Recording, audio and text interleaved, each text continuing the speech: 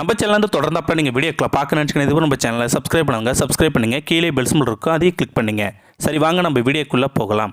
வணக்கம் நண்பர்களே. யார் யாரையோ சார்ந்து வாழ ஆரம்பித்து ஒரு கட்டத்தில் அதுவே வாழ்க்கையாகி போகிற கதைகள் எவ்வளவோ உண்டு. அதிலும் காலம் கடந்து நிற்கிற கதைகள் 1-2 தான். அதில் ஒன்று மனிதனுக்கும் பஃபூன் என்ற ஜாக்குக்கும் 19ஆம் நூற்றாண்டின் இறுதியில் நடந்த கதை தான் இந்த கதை.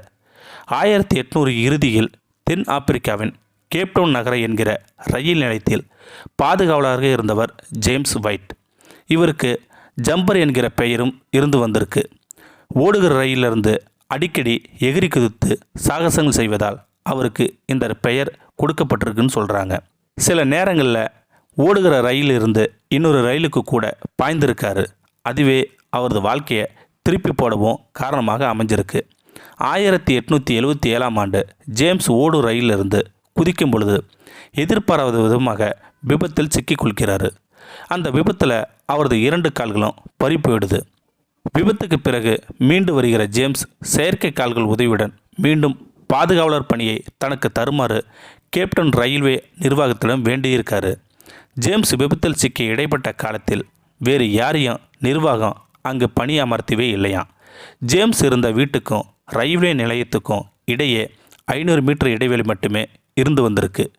வீட்டுக்கு சென்று வர சிறிய சக்கர நாற்காலி போன்ற ட்ராலி ஒன்றை அவர் பயன்படுத்தி வந்திருக்காரு. கருணையின் அடிப்படையில் மீண்டும் அதே ரயில் நிலையத்தில் ஜேம்ஸுக்கும் வேலை கிடைச்சிருக்கு. ரயில் நிலையத்தை பாதுகாப்பது, வந்து போகிற ரயில்களுக்கு சிக்னல் கொடுப்பது, பூங்காக்கள் அமைப்பது என தன்னால் இயன்ற வேலைகளை செஞ்சு வந்திருக்காரு ஜேம்ஸ்.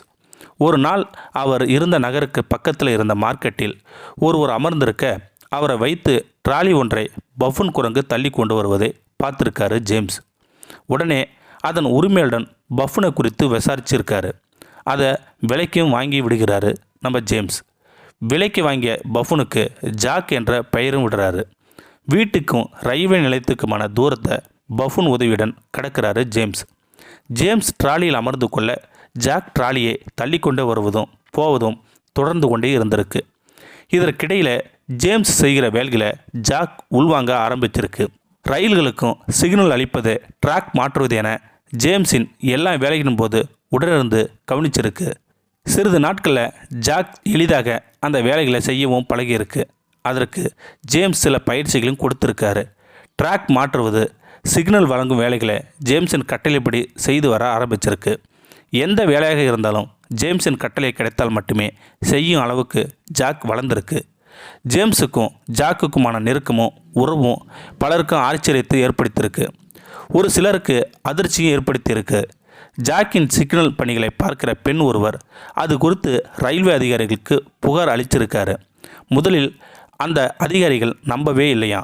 ஒரு கட்டத்தில் ரயில்வே அதிகாரிகள் நேரடியாக ரயில் நிலையத்திற்கு வந்து சோதனை செய்கிறாங்க. சோதனையில் ஜாக் பணிகளை மேற்கொள்வதை பார்த்து அதிர்ச்சி அடைந்திருக்காங்க அந்த ரயில்வே அதிகாரிகள். உடனடியாக இருவரையும் ரயில் நிலையத்திலிருந்து வெளியேற்றிருக்காங்க. ஆனால் ஜேமும் ஜாக்குக்கும் தனக்கு உதவியாக தான் இருக்குது. இதுவரை எந்த அசம்பாவிதங்களும் நிகழவே இல்லை. வேண்டுமானா ஜாக்கை சோதனை செஞ்சு பாருங்கன்னு வேண்டுகோளும் விடுத்திருக்காரு நம்ம ஜேம்ஸ். ரயில்வே அதிகாரிகளும் அதற்கு ஒப்பும் கொள்கிறாங்க. ஜாக்கை சோதனை செஞ்சுருக்காங்க. சோதனையில் ஜாக் வெற்றி பெறுகிறது. சோதனையில் செய்த அதிகாரிகள் ஜாக்கின் செயலால் ஆச்சரியம் அடைஞ்சிருக்காங்க. ஜேம்ஸின் வேலை திரும்ப கிடைக்கிறது. ஜாக்குக்கு சிக்னல் மேன் என்கிற பதவியும் சம்பளமும் கிடைச்சிருக்கு. உலக வரலாற்றில் இப்போது வர ஜாக் பஃபூன் மட்டுமே ரயில் நிலைய பணியாளராக பணியாற்றியுள்ளது. 9 வருடங்கள் சம்பளத்துடன் பணியாற்றிய ஜாக் 1890ஆம் ஆண்டு காச நோயால் இறந்து போயிருக்கு.